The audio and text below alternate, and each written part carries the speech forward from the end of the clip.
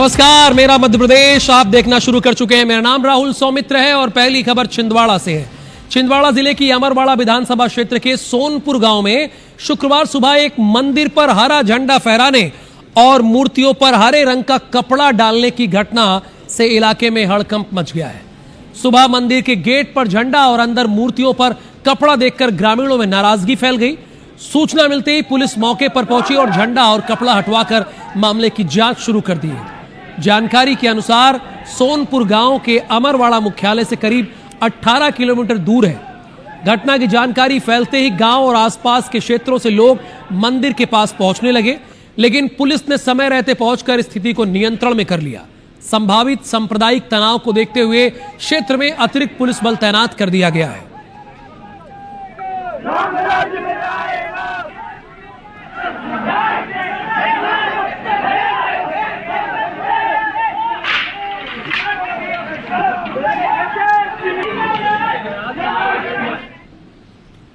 मध्य प्रदेश के छिंदवाड़ा और खंडवा में बीते 24 घंटे में जमकर बवाल हुआ है। हम आपको दो तस्वीरें दिखाएंगे।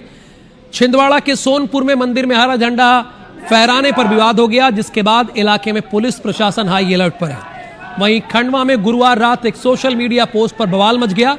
मुस्लिम धर्मगुरु के खिलाफ किए गए पोस्ट से समाज में आक्रोश फैल गया।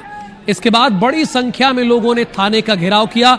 हरा झंडा फहराने पर विवाद हुआ छिंदवाड़ा में, और अगर बात खंडवा की जाए तो धर्म गुरु के खिलाफ आपत्तिजनक पोस्ट पर बवाल हुआ।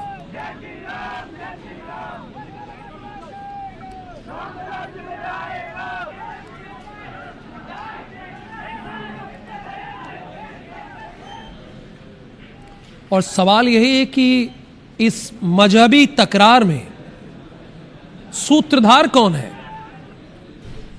कहीं हरा झंडा तो कहीं विवादित पोस्ट,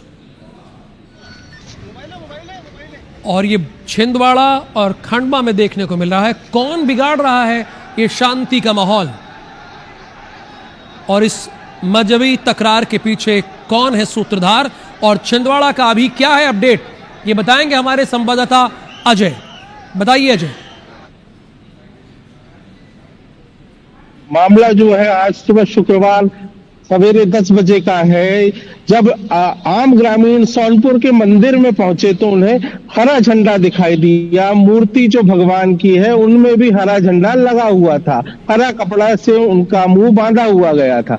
पूरा मामला धीरे धीरे जब ग्रामीणों की जानकारी में आया तो ग्रामीण कहीं ना कहीं आक्रोशित होने लगे थे, और उसके बाद एक नारेबाजी का दौर शुरू हुआ। समझदार ग्रामीणों ने इसकी सूचना पुलिस को दी। पुलिस मौके पर पहुंची और जैसे तैसे पूरे घटनाक्रम को संभाला है। बड़ा सांप्रदायिक तनाव होते होते बचा है। पुलिस की सूझबूझ से यह सांप्रदायिक तनाव बचा। इसके बाद पुलिस ने सीसीटीवी फुटेज खंगालना शुरू किए हैं। जांच शुरू हो गई है। घटनास्थल पर एसपी पहुंचे, उन्होंने ग्रामीणों को समझाइश दी है, और ग्रामीण इस पूरे घटनाक्रम के बाद कहीं ना कहीं अभी शांत बताए जा रहे हैं। जी, यानी किसी भी स्थिति में माहौल बिगड़ना नहीं चाहिए, और ये कर्तव्य है पुलिस का। बहुत धन्यवाद इस पूरी जानकारी के लिए अजय आपका। मध्य प्रदेश के खंडवा में गुरुवार रात एक सोशल मीडिया पोस्ट से बवाल मच गया। मुस्लिम धर्मगुरु के खिलाफ किए गए पोस्ट से समाज में आक्रोश फैल गया। इसके बाद बड़ी संख्या में लोग शहर के मोघट थाना पहुंचकर जमकर प्रदर्शन किया। यहां हालात को काबू में करने के लिए पुलिस ने हल्का बल भी प्रयोग किया। मामले में पुलिस ने सोशल मीडिया पर पोस्ट करने वाले प्रभाकर शिंदे को गिरफ्तार कर लिया। वहीं थाने का घेराव करने के मामले में पुलिस ने कुल 47 लोगों के खिलाफ केस दर्ज किया, जिनमें 25 नामजद और 27 अज्ञात आरोपी शामिल हैं। मध्य प्रदेश के खंडवा में कल मुस्लिम धर्मगुरु के खिलाफ की गई सोशल मीडिया पर टिप्पणी के खिलाफ समाज जन बड़ी संख्या में मोघट थाना पहुंचे और यहां पर उन्होंने प्रदर्शन किया। यहां पर समाज जनों की मांग थी कि जिस व्यक्ति ने यह पोस्ट किया है उसके खिलाफ तत्काल केस दर्ज हो और उसे अरेस्ट किया जाए।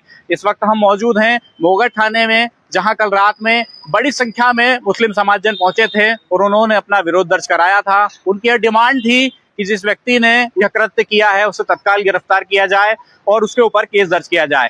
जिसके बाद पुलिस ने ताबड़तोड़ कार्रवाई करते हुए पोस्ट करने वाला जो आरोपी है प्रभाकर शिंदे, उसको अरेस्ट कर लिया है। इसके साथ ही कल जो प्रदर्शन हुआ, इस दौरान भीड़ जो है वह नियंत्रित हो गई थी, तो पुलिस को उनके खिलाफ हल्का बल प्रयोग करना पड़ा। लेकिन इस पूरे मामले में पुलिस ने कुल 47 लोगों पर केस दर्ज किया है, जिनमें से 22 नामजद लोग हैं। कल की कार्रवाई के बाद से शहर में शांति कायम है और सांप्रदायिक सौहार्द बना हुआ है। इसी दौरान पुलिस अधिकारियों की अपील है कि किसी भी प्रकार की अफवाह पर ध्यान न दें और किसी भी विवाद की सूचना तत्काल पुलिस को दें। प्रतीक मिश्रा, IBC 24, खंडवा। इधर जबलपुर में तालाब में डूबा एक नाबालिग डूबते हुए लाइव वीडियो उसका आया हुआ है। मस्ती करते हुए धीरे धीरे तालाब में ये नाबालिग डूबा है। क्या सवाल ये है कि क्या उसने जानबूझकर किया? चूंकि मस्ती करते हुए धीरे धीरे तालाब में डूबा है। दोस्तों के साथ नहाने के दौरान तालाब में डूबा है। होली खेलने के बाद तालाब में नहाने के दौरान यह हादसा हुआ है। तालाब के बाहर खड़े एक साथी ने उसका वीडियो बनाया है। ये 4 मार्च का वीडियो है। 4 मार्च को तालाब में डूबने से नाबालिग की मौत हुई थी। देखिए, खेल खेल में इसकी जान चली गई। 4 मार्च जिस दिन होली का पावन पर्व पूरा देश मना रहा था, उसी दौरान एक नाबालिग की जान चली गई।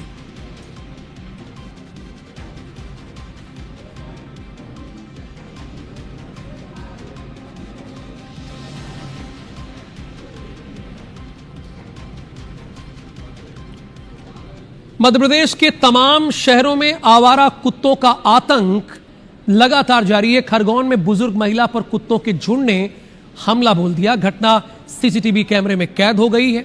देर रात BTI रोड पर एक बुजुर्ग महिला अपने घर के बाहर टहल रही थी, तभी कुत्तों के झुंड ने महिला को घेर लिया। महिला कुत्तों से बचने के लिए डर कर भागने लगी, तभी वो सड़क पर गिर गई। इस दौरान कुत्तों के झुंड ने महिला के पैर को बुरी तरह नोचकर लहूलुहान कर दिया। गनीमत यह रही कि कुछ राहगीरों ने कुत्तों को पत्थर फेंक कर भगाया, नहीं तो वो कुत्तों के झुंड का शिकार बन जाती।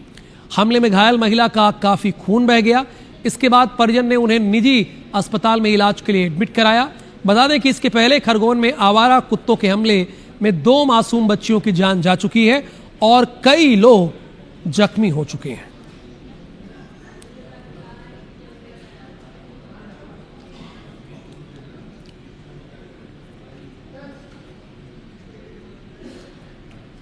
हमारे और आपकी सेहत के साथ किस तरह से खिलवाड़ किया जा रहा है, इसकी बानगी ग्वालियर और नीमच की ये 2 खबरें हैं।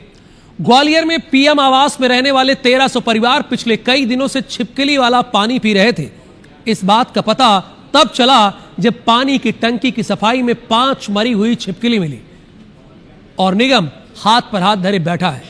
और नीमच में स्वादिष्ट लजीज समोसे के अंदर कॉकरोच मिला है। समोसा सम्राट नाश्ता सेंटर से खरीदा गया था। शिकायत के बाद खाद्य सुरक्षा अधिकारी मौके पर पहुंचे और समोसे की सामग्री का सैंपल ले लिया है और जांच कर रहे हैं।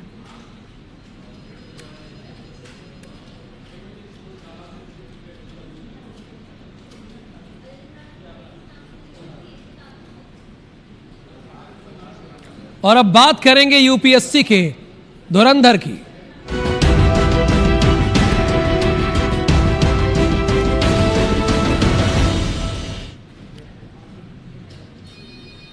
UPSC ने सिविल सर्विस एग्जाम 2025 का फाइनल रिजल्ट जारी कर दिया है।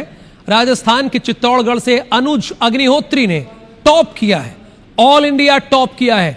958 कैंडिडेट्स अलग अलग सर्विसेज के लिए चयनित हुए हैं। मध्य प्रदेश से भी कई उम्मीदवारों का चयन हुआ है और सबसे बड़ी खुशी की बात यह है कि टॉप 10 में मध्य प्रदेश के 2 कैंडिडेट हैं। हम आपको एक तस्वीर दिखाते हैं। धार जिले के पक्षल सेक्रेटरी ने UPSC परीक्षा में 8वीं रैंक हासिल करके बड़ी उपलब्धि इन्होंने कायम की है। वर्तमान में पक्षल दिल्ली में रहकर आगे की प्रक्रिया पूरी कर रहे हैं। पक्षल के पिता नीलेश कपड़े का व्यवसाय करते हैं, जबकि उनकी माता दीप्ति सेक्रेटरी गृहिणी है।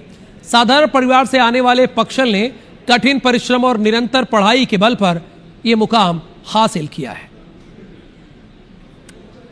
अच्छा लग रहा है। गांव का गौरव, समाज का गौरव और पारिवारिक का नाम रोशन किया उसने, उन्हें बहुत खुशी है। इसका श्रेय इसकी मम्मा और उसकी बहन को जाता है। इन्होंने दिन रात प्रे की है और परमात्मा से हमेशा उसके लिए अच्छी कामना की है। मध्य प्रदेश के खंडवा की बेटी रूपल जायसवाल ने यूपीएससी 2025 के रिजल्ट में 43वीं रैंक प्राप्त की है। खंडवा स्थित रूपल के घर पर उनसे मिलने वालों की भीड़ लग गई है। रूपल के पिता कॉन्ट्रैक्टर है तो वहीं मां गृहिणी है। पढ़ाई के दौरान रूपल को परिवार का खूब सपोर्ट मिला।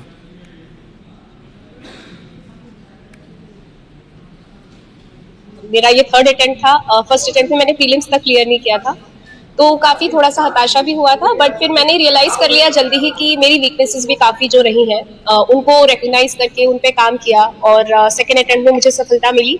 फिर भी मुझे ऐसा लगा था मैं और बेटर कर सकती हूँ। फिर मैंने थर्ड अटेम्प्ट दिया और पढ़ाई तो एक कंटिन्यूस प्रोसेस था। वहीं ग्वालियर के मुरार की रहने वाली सृष्टि गोयल यूपीएससी में 160वीं रैंक हासिल की है। सृष्टि ने 5 अटेम्प्ट में ये रैंक हासिल की है। सृष्टि के पिता सुनील गोयल का छोटा सा बिजनेस है। सृष्टि ने IBC 24 से कहा है कि कई लोग टूट जाते हैं, लेकिन मैं टूटी नहीं, लड़ती रही और यूपीएससी को क्रैक कर लिया। बहुत बड़ी बात है। जर्नी बहुत चैलेंजिंग रहती है और कंपटीशन बहुत हाई है, तो डेफिनेटली मेरी भी जर्नी बहुत लंबी रही है। ये मेरा 5th अटेम्प्ट है और ये मेरा 3rd मेंस और 3rd इंटरव्यू एग्जामिनेशन था। बट हमारा जो ड्रीम होता है और जो हम एक सपना लेके चलते हैं, वही मोटिवेटिंग फैक्टर बन के रहता है और वही आपको कंटिन्यू करता है इस जर्नी को निभाने के लिए। शुरू से मैं महत्वाकांक्षी भी थी और मेहनती भी थी, मेधावी थी। बस एक सपना देखा था, बस ईश्वर की कृपा ने वो पूरा कर दिया है। ईश्वर ने, बस बहुत खुशी है, सब शब्दों में बयान नहीं कर सकते। गुना जिले की बेटी की बड़ी सफलता मिली है। कुमराज क्षेत्र की देवांगी मीणा ने 236वीं रैंक हासिल कर जिले का नाम रोशन किया। खास बात यह है कि पिछले वर्ष भी उनका चयन हुआ था, लेकिन बेहतर रैंक के साथ वो IAS बनने जा रही हैं।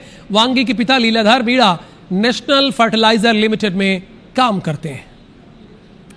सतना की बेटी भूमिका जैन ने 331वीं रैंक हासिल कर जिले का नाम रोशन किया है।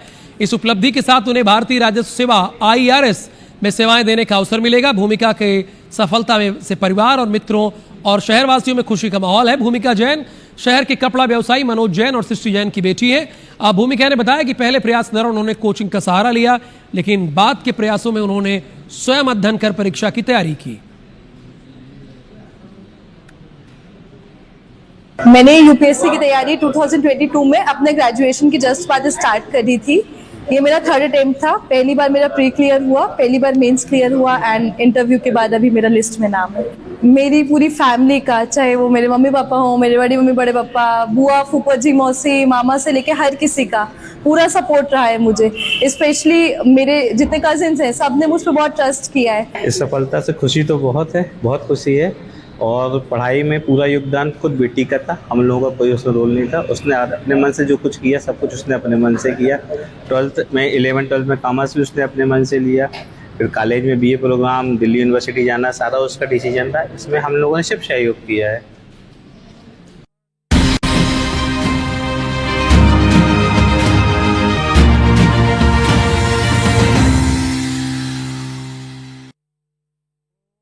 दिल्ली में यूपीएससी ने सिविल सेवा परीक्षा 2025 का फाइनल रिजल्ट जारी कर दिया है। परीक्षा में भोपाल के ईशान भटनागर ने 5वीं रैंक हासिल की, जबकि धार के पक्षल सेक्रेटरी ने टॉप 10 में जगह बनाते हुए 8वीं रैंक हासिल की है।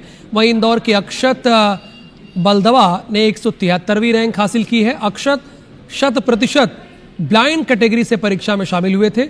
इसके अलावा खंडवा की रूपल ने 43वीं रैंक हासिल की है और इन्होंने कमाल का प्रदर्शन किया है।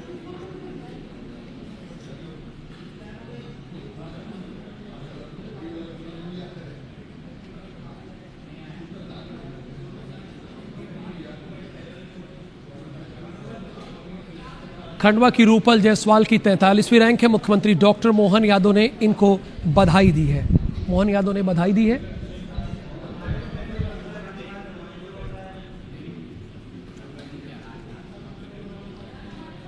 एक 173वीं रैंक हासिल की है। अक्षत ने 100% ब्लाइंड कैटेगरी से परीक्षा में शामिल हुए थे। इसके अलावा खंडवा की रूपल ने 43वीं रैंक हासिल की है। प्रदेश का नाम रोशन किया है। सभी को मुख्यमंत्री डॉक्टर मोहन यादव ने बधाई दी।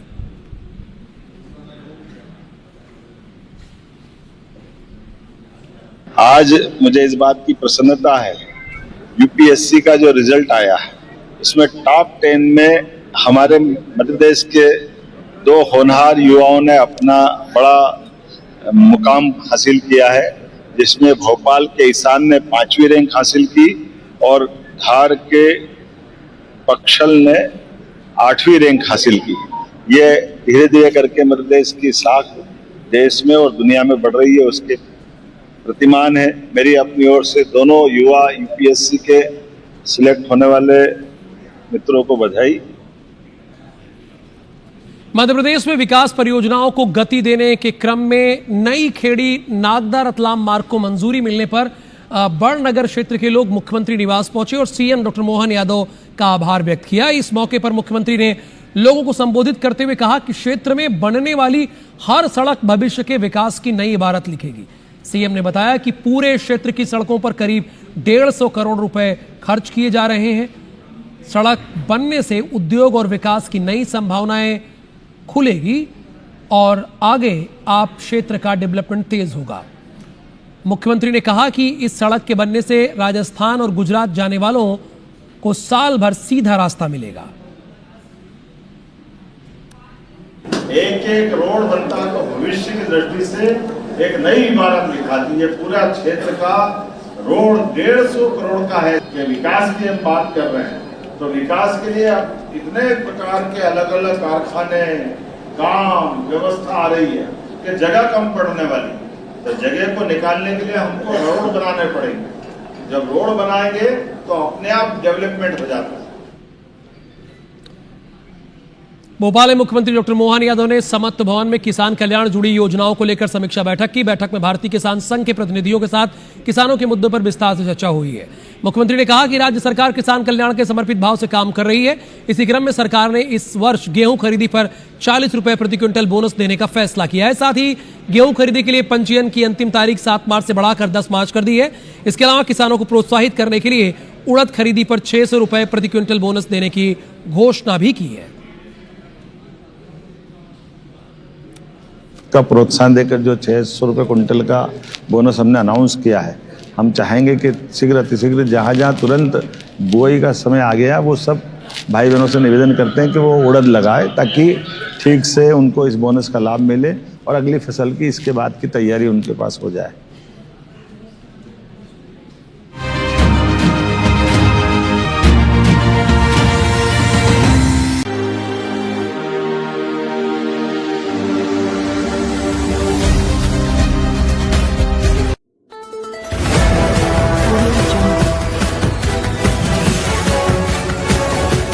MP लाइव टीवी आपको रखे अपडेट। सच जो हम आपको बताएंगे। ऐसी ही तमाम खबरों से अपडेट रहने के लिए MP live TV news channel को सब्सक्राइब करना ना भूले।